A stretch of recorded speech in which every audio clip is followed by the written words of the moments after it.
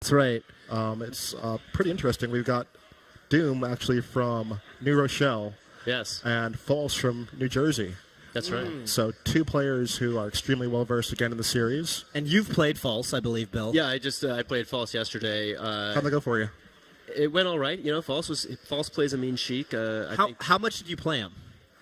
How much do I play? Well, how much did you get to play with False? Oh, it's just one match. It was just one match. Okay. And I took the first stock, which I think surprised both Keitaro and False. But then False came back and won the match. Okay, interesting. So, yeah, all right. So, it sounds like he definitely, knows what he's doing. I know he's considered a strong Smash player overall.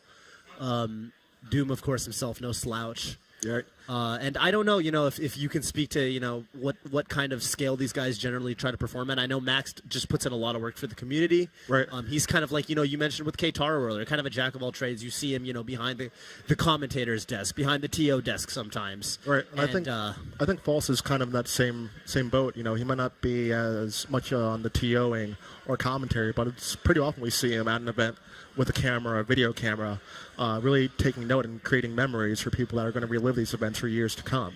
Okay. And I think that's one thing that we're used to seeing from him, because even in the infancy of this game, we're seeing him posting videos of strategies and things that he's implementing.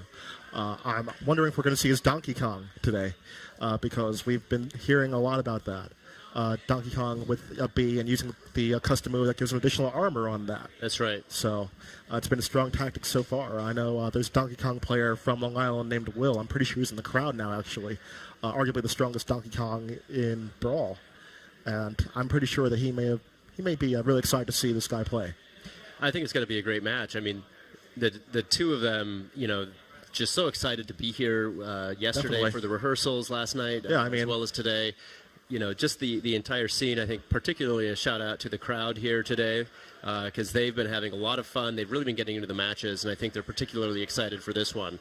What I find interesting about False is that he's going to get in the zone. He's listening to music on his own, not from the game. He's just listening to music as he plays, and so I think that creates for an interesting dynamic. Yeah. I mean, personally, I rely a lot on the sound effects from the game to know what's going on. Yeah, I do too. I mean, I know a lot of tournament players, they like to drown out the crowd reactions. Especially when you travel out of region, you've got people cheering for your opponents, if you will. And but for me, I really do like to hear the game audio. So I mean, really, it does come down to personal preference. It's funny how in Smash there's all these different play styles, both within the game and outside of it. Yeah, I know. I'm a player that listens to music all the time when I'm playing. It's interesting because I'm not really focusing on what I hear from my opponent, because sometimes people will do things to mess with you sonically, mess with your ears. There was an old tactic where you would cancel a grab, or dash attack into a grab, and with a character like Mario or Dr. Mario, you hear that sound effect and you think dash attack and get grabbed for it. Yeah. Sometimes people do mix-ups like that. Oh, I remember. Audio. I remember something like that. Well, I still do, where sometimes if you knock an opponent down and you're trying to get them off their roll, perhaps they stand up or they do a get-up attack, and sometimes you hear them mash, say, the A button. Right.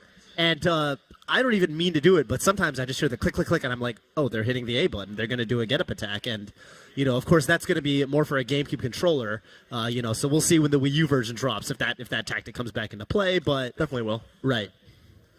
Yes. Any edge you can get, right? Yeah. I mean, there's definitely a lot of players have tells. You can see what a player is doing. I mean, there's rumors of certain top players standing behind their opponent to look at the controller in high-stakes matches. Oh, who could that be? Maybe someone that Reggie may have called out. Oh. I don't want to say any names, even though I almost did. Well, I think we've got our two exhibition players ready to go, and we're going to see who is able to take this match.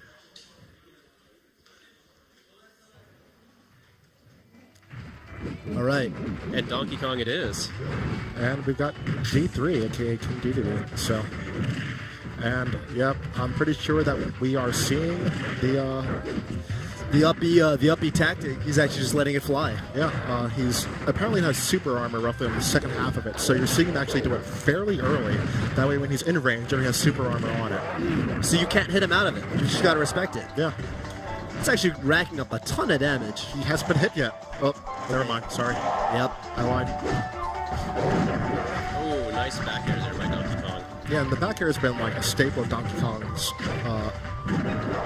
moveset for ages. So it's really good zoning tool. Oh yeah. Forward tilt slaps him off the stage, and well. Yeah, between stocks, Donkey Kong's going to charge that giant punch. And again, the Kong Cyclone customer was just being used to great effect. It seems like a great job of staying in close here, not allowing King DDD to throw the Gordos out. Yeah. Which give him a pretty good advantage from a distance. You see him trying in there to good effect. Yeah, I mean, he's definitely back on a lot of percent really quickly, but he's still going to have to deal with it. He's got a lot to deal with in terms of getting through. Oh, that time using a multi move with a forward tilt. Good choice. Well, here comes the sir. Swing and a miss. Well scouted. It's interesting, with that up B that Donkey Kong's using, it seems like the main way to punish it might be to wait for it to end and then just punish him on the landing. Yeah. But I see Donkey Kong actually aiming for the treetop sometimes so that you can cancel it. Right. He lands at a different height, so it's kind of tricky for DDD to punish it on the landing per se. Right.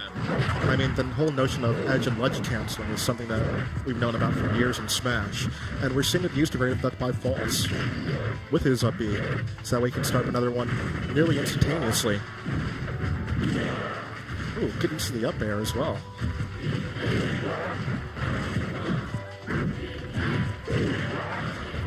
And again, just good zoning.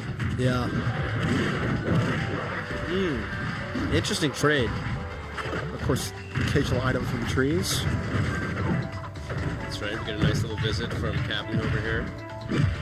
Oh! Wow. Walks right into that fully charged up smash.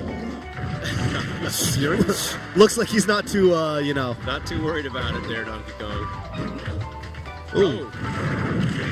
All right, he's safe. Uppy not quite going to KO, but dangerously close. And I look up from Doom there. He's trying to just... Oh, wow. Oh, and a ton afterwards. A ton in the little swinkle. Nothing more satisfying than knocking a Gordo back into King DDD. Again, these back airs just doing some fantastic work. It's a good zoning tool. It does a lot of damage as well. Oh, and now... And things went from bad to worse. Oh, yeah. Zeroing into the last stock. He has a final smash already in the bank. Yeah, this is rough. So we call it uphill battle. Oh, but knocked it free. This could be DDD's big break. Yep, he has some interesting properties besides the super armor. It's actually sucking him in. It feels like, oh. And there, this time he lands it. Ooh. Knocks a few durians down from the tree there in the process. Right. But it's still a full stock deficit, so, in spite of that, well, maybe if one more, comes down, he needs to hold on until then. The question is, will he have time? Because, again, every percent counts, and, well, that's another 11.